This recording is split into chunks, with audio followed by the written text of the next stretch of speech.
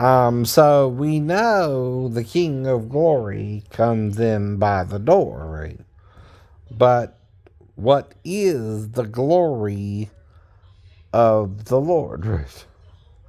Who is that? Is that a person, place, or thing, or um? What does the Bible say about the glory of the Lord, right? Is there a person who represents his image and then one who represents his glory, right? Let's go to Corinthians to find out what that means, right?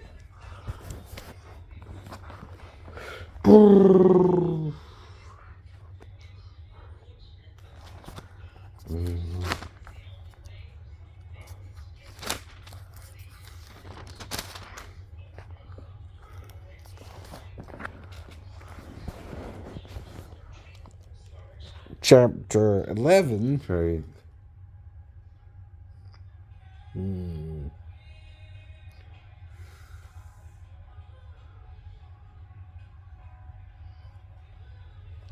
So, in chapter 11, right, Paul says this: For a man indeed ought not to cover his head. For as much as he is the image and glory of God, but the woman is the glory of the man, right? Oh, wait. Neither was the man created for the woman, but the woman the man. For the man. But who is this talking about? Right. What man who this is talking about was this done with? Adam. So was he first in the image and glory of God? Right. And was she in him? And what did he do to take her out of him? Remove bone and flesh. Oh, bone and flesh. But aren't we bone of his bone and flesh of his flesh? So is she. So who is the glory of the Lord? And who is to bear the glory of the Lord? Right. Joshua, the high priest, in Zechariah 6. He shall bear the glory of the Lord. What's Jesus's Hebrew name? Yeshua, Joshua, or Joshua? Why is that? Because YSHWIN, not Olive, is Yeshua. From Yahushua, YHWSHUWIN again, right? So, this is what Moses called Hosea, the son of Nun, right? And the Old Testament, the Torah. So YHWSHWA,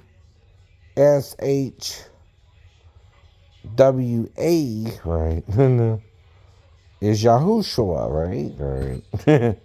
Some say Yahushua. But that's again, glory is Hod. Yehuda is Judah and Tamar.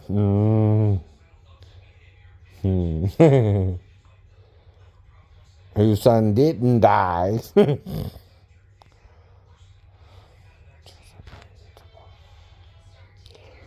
And again, neither is the man without the woman, nor the woman without the man in who? The Lord. The Lord. There is one Lord, one faith, one baptism.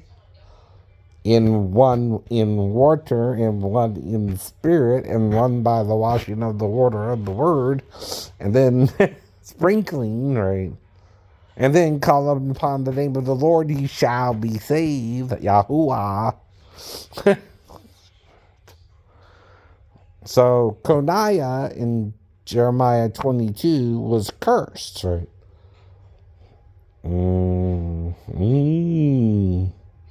Saying, ah, brother, or ah, sister. Saying, ah, Lord, or ah, his glory. Why is that? The woman is the glory of the man, right? Being taken from the image and glory, as was Adam in the image and glory of God. So that makes the male now the image of God, and the woman the glory of God, right? If you divide them into two, from one, a cod. Now, two from one is a residue of bone, flesh, and spirit from the first one, right? Who was made into two. Or from a hermaphrodite in the male and female.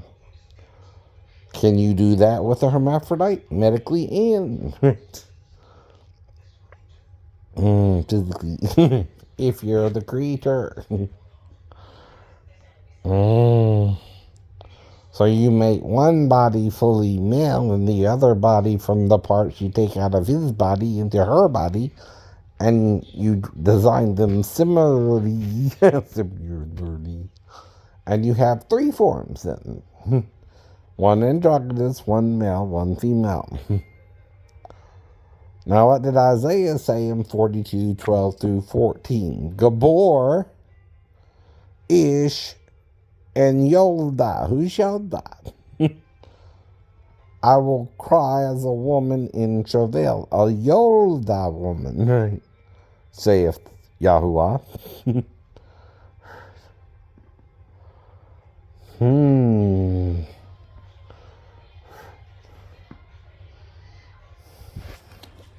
So if that's true, the woman is the glory of God, and the man is the image of God, and now Adam was the image and glory of God, made two, right? So you know he's not talking simply man as in male or female with Adam either. I know.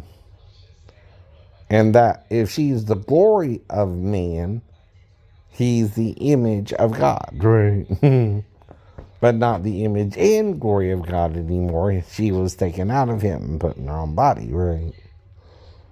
Again, from one came two. All right.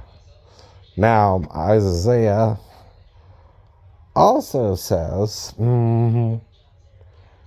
ye shall suck the milk of the Gentiles, and female breast kings you will suck, right?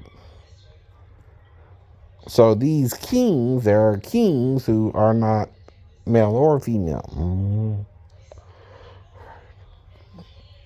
They're called medically true hermaphrodites, right? And some call them intersex humans today, right? So if you're dealing with things like transformers, transgenders, right? More than easy, that's fine too. Just be honest about it and how you feel about it, right? I guess. And the Lord will take care of it one day. Maybe not today, but stay true and ask to receive, right? Now, you can't just say, I'm a male, I'm a female, either. But be sure, even if you had surgery to look that way, right? It does understand if you're dealing with something in the sinful world today. if you know what I mean, right? For all have sinned and fall short of the glory of God. There is no man that sinneth not, no, not one, right? There is none that doeth good. I know. But if we confess our sins, he is faithful and just to forgive us our sins and cleanse us from all unrighteousness. Does that mean if you're transgendered, you're not dealing with that sin as it's a sin you might have to deal with till you die, even, right? But if you're dealing with it and being honest about it, that's all you can be. Right? If you understand that too, Kirk Cameron. Right? As long as you're as honest as you can be. Right?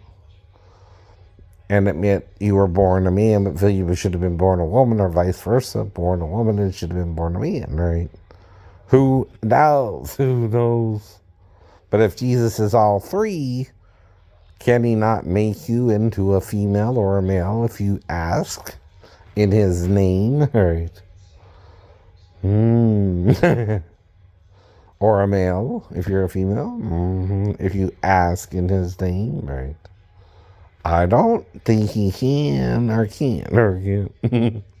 But there again, if you're honest and say what you want, say what you want. But if you lie, you can die. You can die. You lie. Love makes us high. Love is like oxygen. You get too much, you get too high. Not enough and you're going to die. To die. Love makes you high.